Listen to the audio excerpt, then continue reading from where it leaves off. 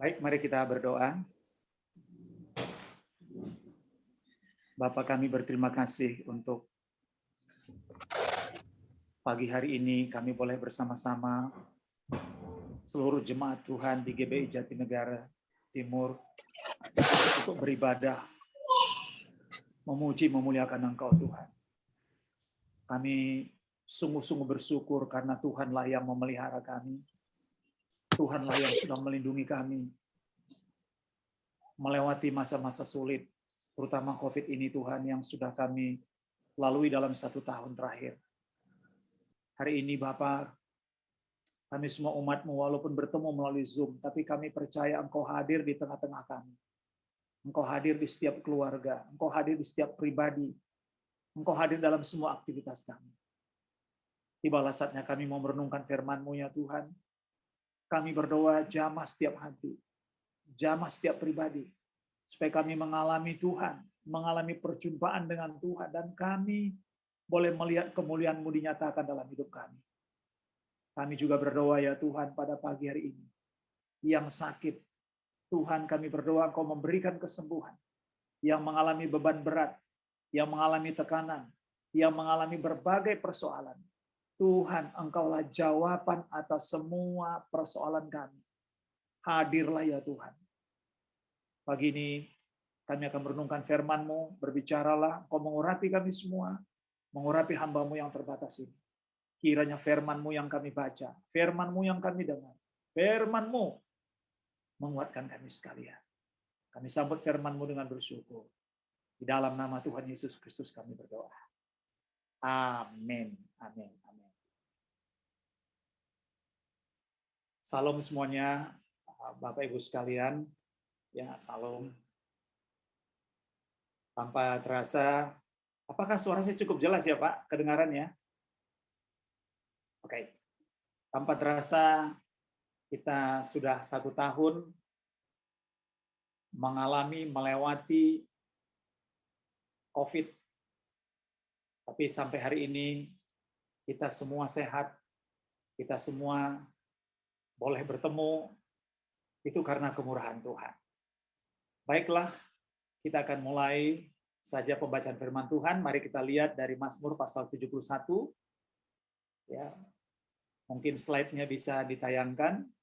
Mazmur pasal 71. Mari kita lihat. Kita akan membaca dari Mazmur pasal 71 ayat 1 sampai ayat yang ke-8. Mazmur pasal 71 ayat 1 sampai ayat yang ke-8. Saya akan membacakan buat kita. Demikian firman Tuhan, doa minta perlindungan di masa tua. Padamu, ya Tuhan, aku berlindung. Janganlah sekali-kali aku mendapat malu. Lepaskanlah aku dan luputkanlah aku oleh karena keadilan-Mu. Sendengkanlah telingamu kepadaku dan selamatkanlah aku. Jadilah bagiku gunung batu, tempat berteduh, kubu pertahanan untuk menyelamatkan aku. Sebab Engkaulah bukit batuku dan pertahananku. Ya Allahku, luputkanlah aku dari tangan orang fasik, dari cengkeraman orang-orang lalim dan kejam.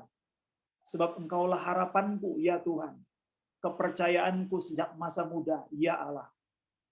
Kepadamulah aku bertopang mulai dari kandungan. Engkau telah mengeluarkan aku dari perut ibuku. Engkau yang selalu kupuji-puji. Bagi banyak orang aku seperti tanda ajaib, karena Engkaulah tempat perlindunganku yang kuat. Mulutku penuh dengan puji-pujian kepadamu, dengan penghormatan kepadamu sepanjang hari. Bapak Ibu sekalian, bacaan kita dari Mazmur pasal 71 ayat 1 sampai 8 tadi adalah tulisan dari Daud. Daud menulis ini ketika dia di masa tua. Dan dia menyatakan, memproklamirkan, menegaskan bahwa pertolongan Tuhan tidak hanya pada masa muda, bahkan sampai masa tua, sampai pada suatu saat kembali ke Bapa. Persis seperti yang dikatakan oleh Nabi Yesaya, bahwa sampai putih rambutmu, aku tetap menggendong kamu. Nah, bacaan kita pada Mazmur pasal 71 ini kita akan melihat 3 bagian penting. Jadi ada 3 bagian penting yang akan kita lihat. Nah, mari kita lihat ayat yang pertama. Ayat yang pertama berkata, "Padamu ya Tuhan aku berlindung. Jangan sekali-kali aku mendapat malu." Bapak Ibu sekalian, Daud betul-betul memberikan contoh bagaimana dia melihat kemuliaan Tuhan dinyatakan. Bagaimana dia melihat cara Tuhan menolong dia. Jelas sekali dikatakan tadi dalam ayat itu, "Padamu ya Tuhan aku berlindung, jangan sekali-kali aku mendapat malu." Bagian yang pertama yang ingin saya sampaikan hari ini adalah, hanya Tuhan saja satu-satunya tempat perlindungan. Sekali lagi saya ulang, hanya Tuhan saja satu-satunya tempat perlindungan. Hari ini di Bali, tanggal 14 Maret, Hari Raya Nyepi.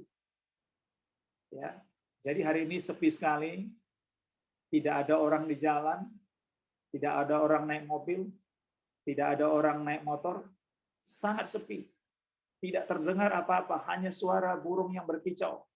Kebetulan tempat tinggal saya ini dekat sawah, jadi burung-burung berkicau saja yang kedengaran. Ya, burung-burung yang berterbangan, semua sepi. Nah, saudara-saudara sekalian, hari ini dikatakan dalam firman Tuhan, "Padamu ya Tuhan aku berlindung, jangan sekali-kali aku mendapat malu." Di sini kita bisa melihat bagaimana Daud mengingat kembali, mengevaluasi kembali perjalanan hidupnya, dan dia mengakui, menyatakan bahwa hanya Tuhan tempatnya berlindung. Kalau kita memperhatikan bagaimana Daud ketika dia dipilih oleh Tuhan. Daud sebenarnya adalah orang biasa. Dia hanya seorang gembala, orang yang mengembalakan domba, kambing ayahnya Isai di padang gurun. Dia bukanlah siapa-siapa. Tapi kata kunci yang disampaikannya pada pagi hari ini atau siang hari ini sangat tegas. "Padamu ya Tuhan aku berlindung." Jadi dengan kata lain, hanya Tuhan saja satu-satunya tempat perlindungan. Bapak Ibu sekalian, di tengah COVID situasi seperti yang kita alami sekarang, banyak orang kehilangan pekerjaan. Banyak orang yang membangun usahanya mengalami kolaps. Banyak orang yang tidak sanggup lagi membayar pinjaman ke bank.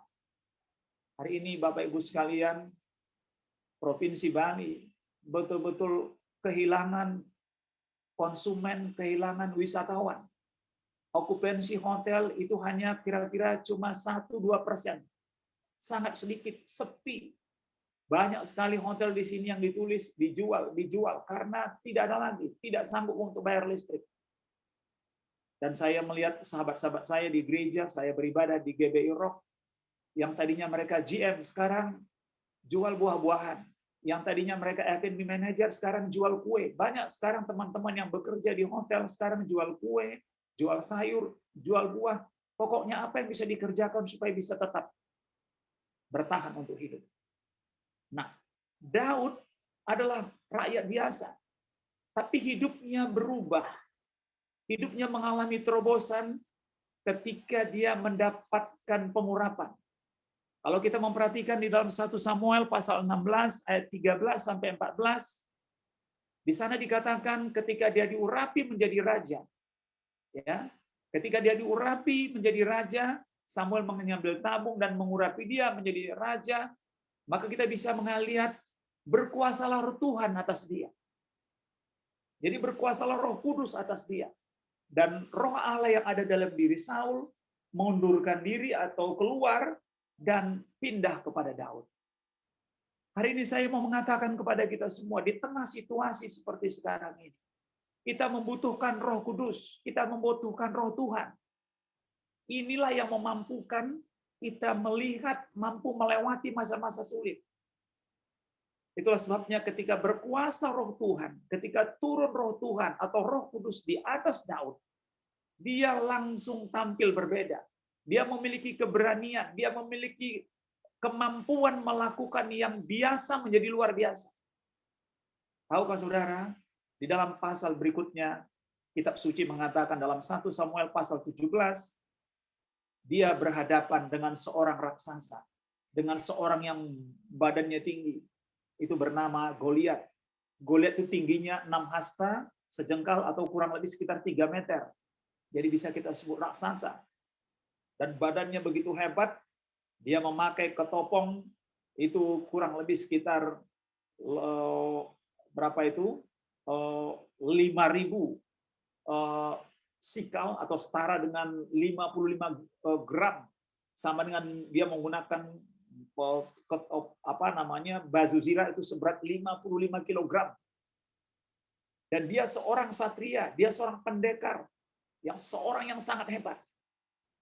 Tapi kita bisa melihat apa yang terjadi ketika Goliat mengajukan tantangan kepada orang Israel. Dia berkata, siapakah di antara kamu yang sanggup berperang dengan saya? Siapakah di antara kamu yang sanggup melawan pertempuran dengan saya? Dan Bapak Ibu sekalian, Goliat menyampaikan itu pagi dan petang selama 40 hari. 40 hari terus-menerus dia berteriak, siapakah di antara kamu, hai orang Israel? Hai prajurit-prajurit Saul yang dapat berperang dengan aku. Saudara-saudara sekalian, bukankah hari-hari ini kita setiap hari mendengar hoax? Setiap hari kita mendengar isu. Setiap hari kita mendengar berbagai macam tentang konsekuensi daripada COVID-19. Kita mendengar berita-berita buruk. Belum berita buruk mengenai banjir.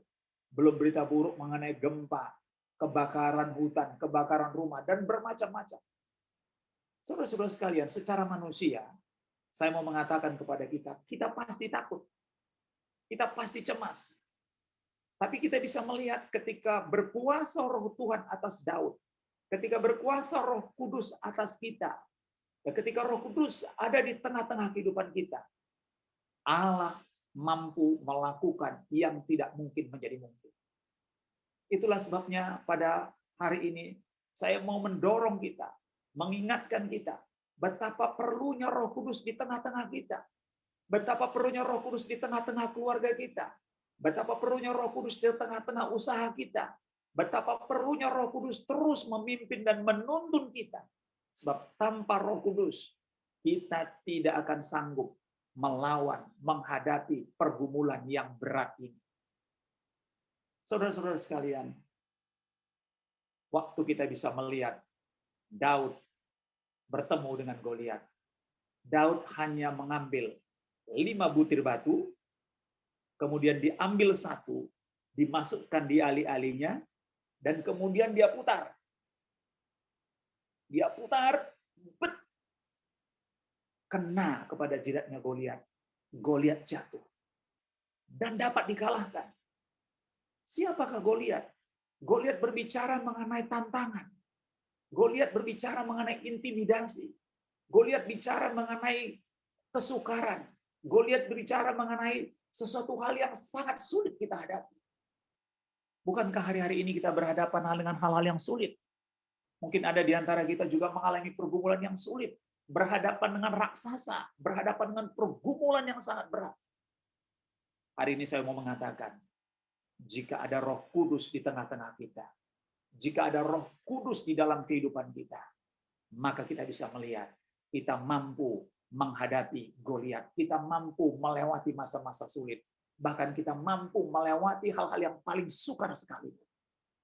Mungkin ada di antara kita mengalami kesulitan ekonomi, kesulitan keluarga, apa saja saudara sebut. Kita membutuhkan Roh Kudus di tengah-tengah kita. Itulah sebabnya perlu terus-menerus kita bangun komunikasi dengan Tuhan. Kita perlu terus-menerus membangun doa dengan Tuhan. Bahwa kita membutuhkan kehadiran Roh Kudus di tengah-tengah kehidupan kita. Bagian yang kedua, mari kita lihat di dalam ayat yang kelima. Saudara perhatikan ayat yang kelima. Sebab Engkaulah harapanku ya Tuhan, kepercayaanku sejak masa muda, ya Allah. Jadi kita bisa melihat di sini, pada bagian yang kedua, hanya Tuhan saja satu-satunya pengharapan sejati. Hanya Tuhan satu-satunya pengharapan sejati. Hanya manusia yang memiliki pengharapan. Jika manusia sudah tidak memiliki pengharapan, maka sudah dipastikan dia akan kehilangan gairah hidup. Dia akan mengalami demotivasi. Dia akan jatuh dan terjerembab dan sulit untuk bangkit lagi. Itulah sebabnya banyak orang tidak lagi punya pengharapan untuk hidup. Karena tidak ada pengharapan. Tapi hari ini kita bisa melihat Daud dengan jelas berkata, "Kepadamulah aku bertopang, mulai dari kandungan, sebab Engkaulah harapanku. Ya Tuhan, kepercayaanku sejak masa muda." Maka saya mendorong kepada anak-anak muda dari sejak muda menaruh pengharapan kepada Tuhan. Dengan waktu yang berjalan begitu cepat, anak-anak muda, keluarga perlu menaruh pengharapan kepada Tuhan. Coba kita lihat di dalam 1 Samuel pasal 30 ayat 6. Bagaimana Daud, bagaimana prajuritnya pada satu kali diserang oleh pasukan Amalek. Istri Daud, anak-anak prajuritnya semua ditawan oleh pasukan Amalek. Tahukah saudara, satu-satunya ayat dalam Alkitab dikatakan, menangislah Daud dan rakyatnya sampai mereka tidak sanggup lagi menangis. Saya mau mengatakan kepada saudara, bagaimana orang yang tidak sanggup menangis. Kenapa? Daud sangat terjepit. Dia mau dilempari dengan batu. Kenapa? Karena situasi yang betul-betul gawat. Situasi yang betul-betul sangat tidak masuk akal. Mungkin rakyat itu berkata, bagaimana ya kok Daud katanya takut sama Tuhan. Daud katanya percaya kepada Tuhan. Kenapa masalah ini datang kepada saya? Mungkin ada di antara umat Tuhan pada pagi hari ini berkata, saya akan berdoa. Saya akan ikut Tuhan. Saya kan sudah mempersembahkan hidup saya, usaha saya, pekerjaan saya kepada Tuhan. Kok ini yang terjadi? Saudara sekalian, apa yang kita alami sudah dialami oleh Daud ribuan tahun yang lalu. Apa yang kita alami kesulitan ini sudah dialami oleh Daud 2000 tahun yang lalu. 4000 tahun yang lalu. Apa yang kita alami kesulitan sekarang ini sudah dialami oleh Kristus di Golgota 2000 tahun yang lalu. Dan dikatakan dalam 1 Samuel pasal 30 ayat 6, Daud sangat terjepit, tapi dia tetap menaruh pengharapannya kepada Tuhan. Ini yang harus kita bawa garis bawahi. Sekalipun sangat terjepit, jangan lari ke dukun.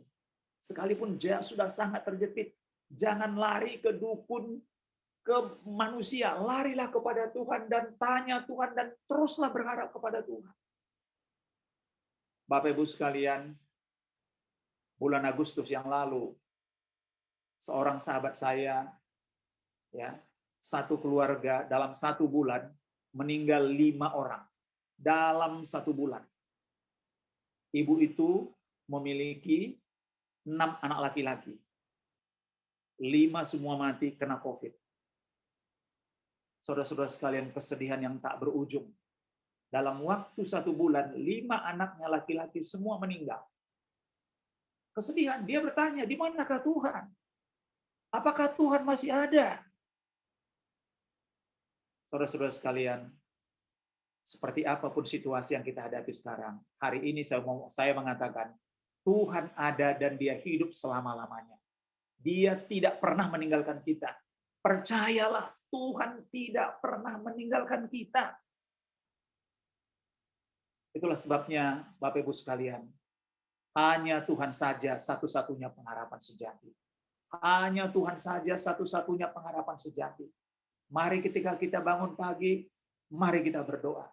Mari banyak waktu merenungkan firman Tuhan. Mari merenungkan dan memperkatakan firman Tuhan. Setiap pagi saya memperkatakan firman Tuhan dari Mazmur 103 ayat 1 sampai 4. Saya selalu mengatakan, pujilah Tuhan hai jiwaku.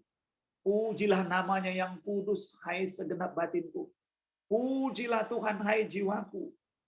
Pujilah. Ingatlah akan segala kebaikannya. Saudara perhatikan itu. Ia yang mengampuni segala dosamu. Yang menyembuhkan segala penyakitmu. Ia yang meluputkan engkau dari lubang kubur dan memahkotai engkau dengan kasih setia dan rahmat. Inilah kekuatan kita. Sekali lagi, tanpa Tuhan, kita tidak akan sanggup. Tanpa Tuhan kita tak berdaya. Tanpa Tuhan kita lemah. Tuhanlah sumber kekuatan kita satu-satunya. Mari kita lihat bagian yang ketiga. Bagian yang terakhir, ayat yang ke-8. Mulutku penuh dengan puji-pujian kepadamu, dengan penghormatan kepadamu sepanjang hari. Bagian yang ketiga ini saya mau mengatakan mulut atau perkataan hanya digunakan untuk memuliakan Tuhan. Jadi Bapak Ibu sekalian, di tengah-tengah situasi seperti ini, nggak perlu lagi kita bersungut-sungut. Tidak perlu lagi kita menggosip orang. Tidak perlu lagi kita mengeluarkan kata-kata kutuk. Apalagi kata-kata yang melemahkan. Banyak orang sekarang hanya menggerutu, mengeluh, menyalahkan Tuhan. Dari Senin sampai Sabtu dia mengeluh. Aduh, kok ini kurang, kok uang kurang, kok ini kurang. Mengeluh, mengeluh, mengeluh. Mengeluh tidak akan pernah menyelesaikan persoalan. Sekali lagi saya ulangi. Mengeluh tidak akan pernah menyelesaikan persoalan kita. Itulah sebabnya saudara-saudara sekalian, firman Tuhan dengan jelas berkata, mulutku, saudara perhatikan itu, ayat yang ke-8, mulutku penuh dengan puji-pujian kepadamu. Inilah yang dialami oleh Daud. Dan salah satu kemenangan Daud adalah mulutnya. Mulutnya penuh dengan puji-pujian.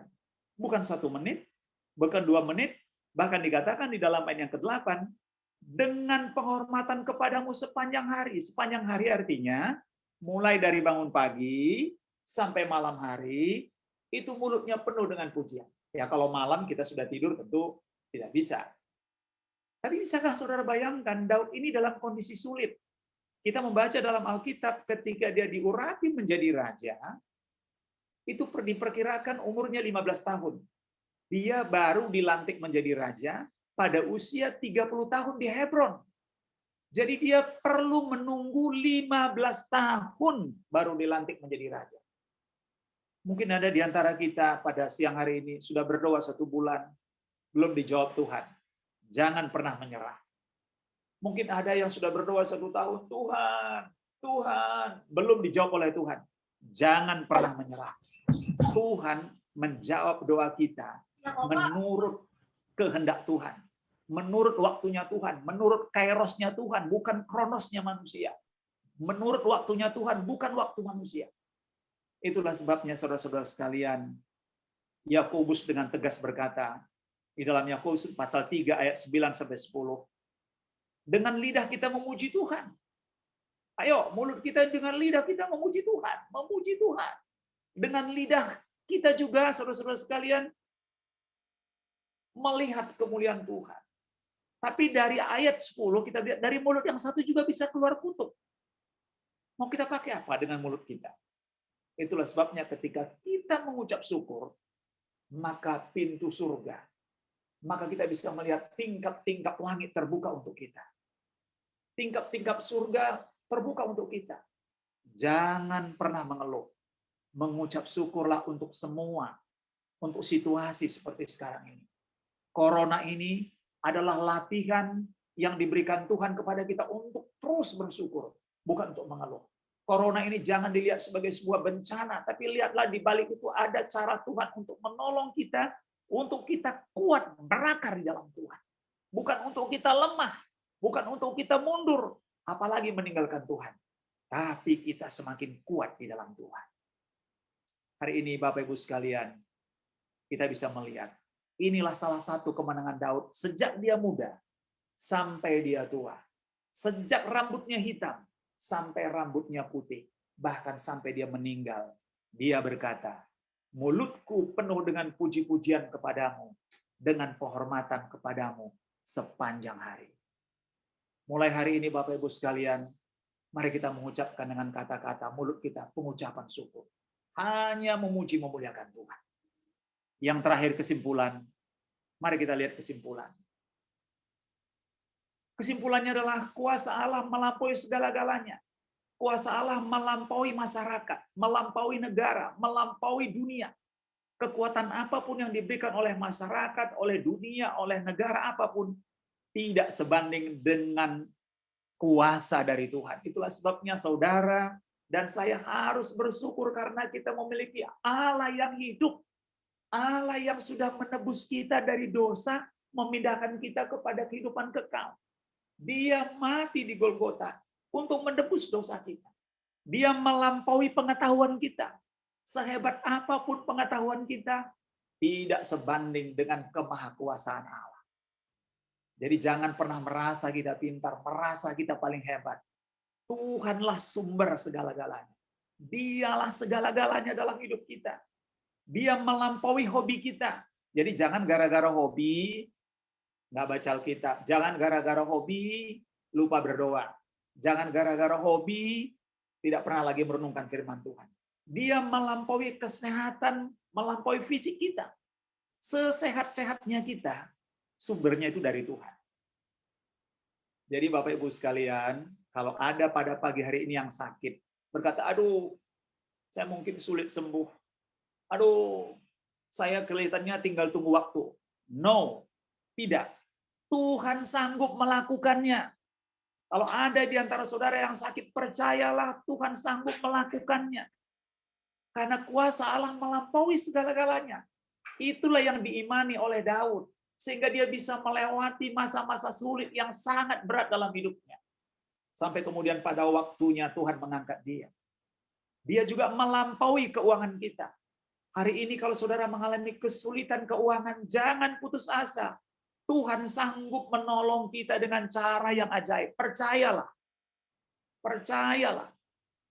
Akan terbukti bahwa Tuhan menolong kita dengan ajaib. Itulah sebabnya saya mau mengatakan kepada saudara, kemampuan berpikir kita, kemampuan kita ada batasnya, kemampuan pikiran kita ada batasnya.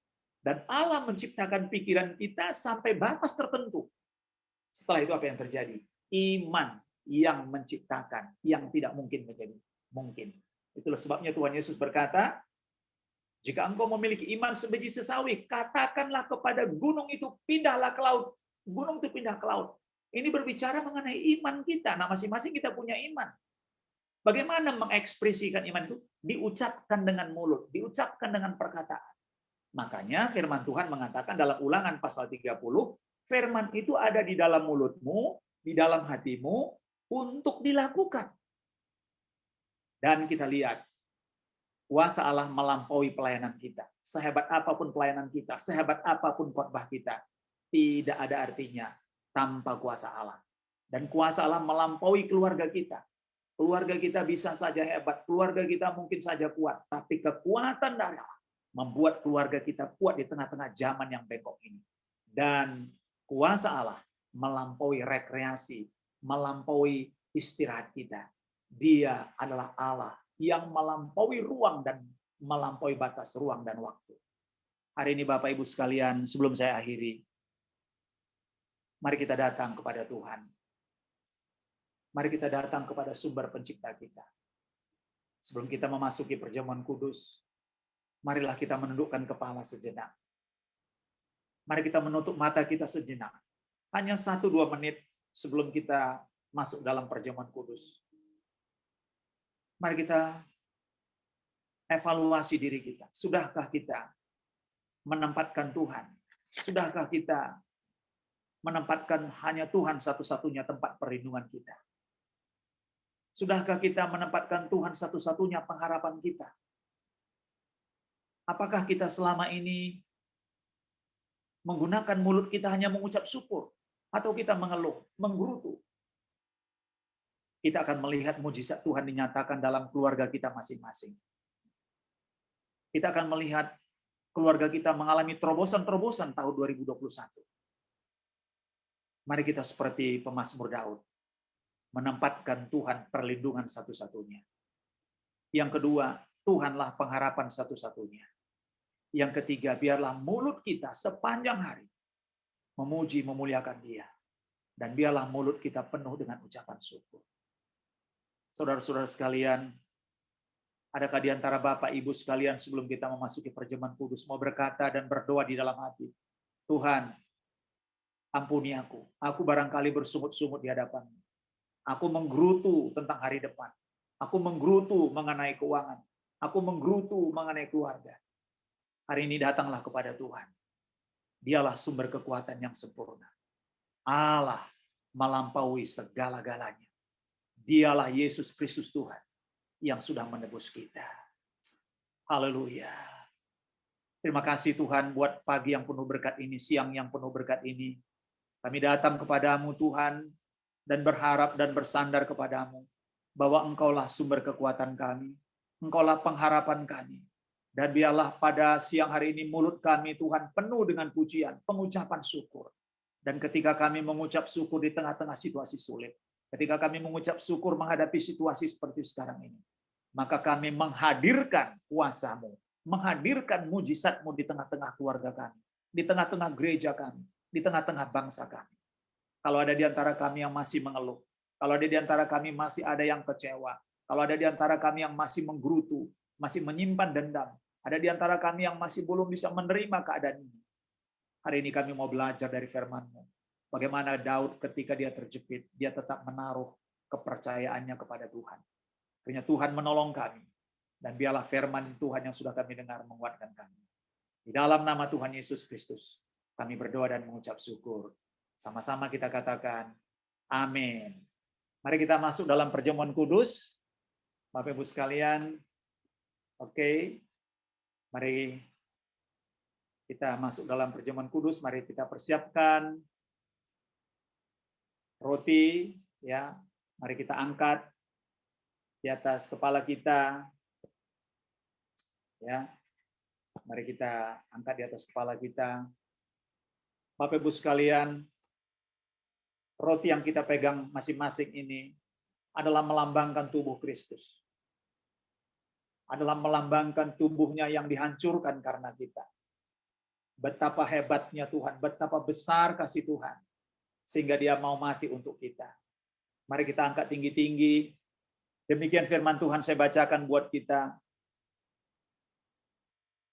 Sebab apa yang telah aku teruskan kepadamu telah aku terima dari Tuhan, yaitu bahwa Tuhan Yesus pada waktu ia diserahkan, ia mengambil roti, dan sesudah itu ia mengucap syukur atasnya. Ia memecah-mecahkannya dan berkata, inilah tubuhku yang diserahkan bagi kamu. Perbuatlah ini menjadi peringatan akan aku.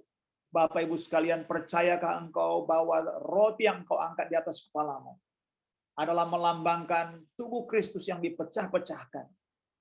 Tubuh Amin. Kristus yang dihancurkan untuk kita. Baik, mari kita makan roti ini di dalam nama Tuhan Yesus.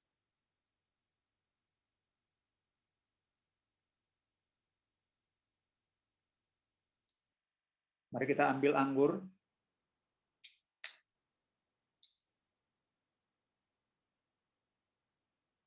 Mari kita angkat di atas kepala kita. Demikian juga yang mengambil cawan sesudah makan lalu berkata, cawan ini adalah perjanjian baru yang dimeteraikan oleh darahku. Perbuatlah ini setiap kali kamu meminumnya menjadi peringatan akan aku. Anggur yang saudara angkat melampaui kepala saudara adalah darah Kristus. Melambangkan darah Kristus yang ditumpahkan untuk kita. Sehingga dosa-dosa kita diampuni. Segala penyakit kita disembuhkan. Dan dia sudah menanggung itu semua di Golgota. Percayakah saudara bahwa anggur yang saudara angkat melampaui kepala saudara adalah melambangkan darah Kristus yang ditumpahkan untuk pengampunan dosa-dosa kita? Mari kita minum dalam nama Tuhan Yesus.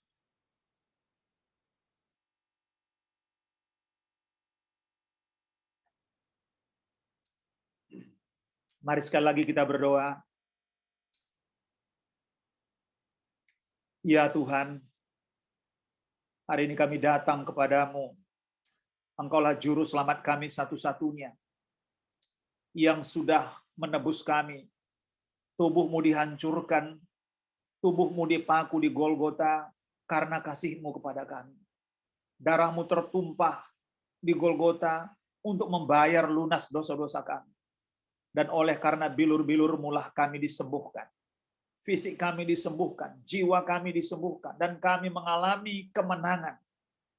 Kami dipindahkan daripada kematian kepada kehidupan yang kekal. Terima kasih Tuhan buat firman-Mu. Terima kasih buat perjamuan kudus ini. Kami sungguh bersyukur. Ini semua karena anugerah-Mu. Kiranya mulai hari ini, mulai siang ini, kami melangkah, kami melakukan pekerjaan kami melakukan aktivitas kami dengan kemenangan bersama dengan Tuhan. Biarlah hati kami, pikiran kami penuh dengan pujian. Biarlah mulut kami penuh dengan ucapan syukur. Dan biarlah kami menaruh, Tuhan, perlindungan kami hanya kepadamu, dan pengharapan kami hanya kepadamu. Kami percaya firman-Mu tidak kembali sia-sia. Apa yang terjadi pada Daud, itu terjadi pada kami. Kemenangan menjadi bagian kami. Bukan karena kami kuat, tapi karena anugerah Tuhan ada di tengah-tengah kami. Terima kasih buat firman-Mu Tuhan. Kami berdoa pada pagi hari ini. Bagi saudara pagi hari ini ada yang sakit, taruhlah tangan-Mu di dada. Saya akan berdoa. Bapa, bagi mereka yang sakit Tuhan, saya berdoa dalam nama Tuhan Yesus, berikan kesembuhan, kesehatan, kekuatan. Saya berdoa di dalam nama Yesus yang sakit, mengalami kesembuhan. Engkau sehat pada pagi hari ini. Engkau sehat siang hari ini. Engkau mengalami mujizat dan kesembuhan dalam nama Tuhan Yesus. Adakah di antara kita mengalami pergumulan keluarga, pergumulan usaha, keuangan? Taruhlah tangan-Mu di dada. Tuhan, Engkau melihat yang mengalami pergumulan keluarga, pergumulan keuangan, bisnis. Tuhan, Engkau membuka jalan keluar. Engkau menolong kami, Tuhan. Kami hanya mengandalkan Tuhan. Kami hanya berpengharapan kepadamu, Tuhan. Sebab tanpa Tuhan kami tidak mampu melakukan apa-apa. Hari ini, Tuhan, kami mau mengatakan, hanya Allah satu-satunya, Tuhan kami, Yesus Kristus, yang sanggup menolong dan menguatkan kami.